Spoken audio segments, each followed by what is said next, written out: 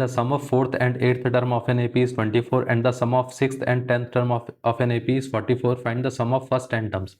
Basically यहाँ पर हमारे पास एक AP है जिसका फर्स्ट टर्म है A और साथ में कॉमन डिफरेंस है D। उसने कहा है कि जो 4th टर्म है और साथ में 8th टर्म है, इन दोनों का सम कितना दे रखा है, वो दे रखा है हमारे पास 24।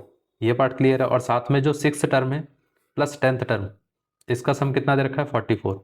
अगर हम इस फर्स्ट वाले को देखें तो यहाँ से हम ऐसा बोल सकते हैं ना कि ये आ जाएगा a प्लस 3d, क्योंकि a4 की वैल्यू कितनी रहेगी a प्लस 3d, और ये कितना आ जाएगा a plus 7d equal to कितना आ गया 24। और इस वाले पार्ट को अगर हम देखें तो कितना आ जाएगा a plus 5d plus a plus 9d equal to कितना आ गया 44। a प्लस a कितना आ गया 2a आ गया, 3d प्लस 7d कितना आ गया 10d आ गया, और ये कितना आ गया 24। पूरी इक्वेशन को अगर हम 2 से डिवाइड करेंगे तो ये कितना आ जाएगा, ये कैंसिल आउट हो गया, ये डिवाइड करेंगे तो 5 आ जाएगा, ये कैंसिल आउट हो गया तो यहाँ पर 12 आ जाएगा। तो a प्लस 5d कितना आ गया 12 आ गया। यहाँ से अगर हम देखें तो a प्लस a कितना आ गया 2 times of a, 5d plus 9d कितना आ गया, तो ये आ गया 14d इक्वल टू कितना आ गया 44। पूरी इक्वेशन को अगर हम 2 से डिवाइड करेंगे तो कितना आ जाएगा, ये दोनों कैंसिल आउट हो गए, यहाँ पर ये 7 आ गया और ये 22 आ गया। मतलब a plus 7d equal to कितना आ गया 22। सो ये फर्स्ट इक्वेशन है, ये सेकंड इक्वेशन है। अगर हम सेकंड में से फर्स्ट इक्वेशन को माइनस कर देंगे तो ये कितना आ जाएगा, क्या आ जाएगा a plus 7d minus of a minus of 5d is equal to कितना आ गया 22 माइनस 12।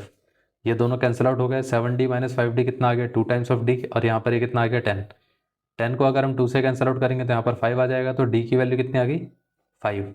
अब d की वैल्यू को इस इक्वेशन में रिप्लेस कर देते हैं तो ये कितना आ जाएगा, ये आ जाएगा हमारे पास a plus 5 times of 5 is equal to कितना आ गया 12। तो यहाँ से हमारे पास a की वैल्यू कितनी आ गई माइनस का 13। ये पार्ट क्लियर है। अब उसने पूछा क्या था, उसने पूछा था find the sum of first 10 terms, मतलब S10 की वैल्यू पूछी थी। तो ये आ जाएगा 10/2 into 2 times of a plus 10 minus 1 into D. So ये आ जाएगा हमारे पास यहाँ पर ये 5 इंटू 2 टाइम्स ऑफ a कितना था माइनस का 13 प्लस 9 टाइम्स ऑफ d कितना है 5। इतना क्लियर है। तो यहाँ पर ये आ जाएगा 5 इंटू माइनस 26 प्लस 45। ये पार्ट क्लियर हो गया। अब देखिए यहाँ से अगर हम देखें तो ये कितना आ जाता है 5 इंटू 19 विच इज़ 95।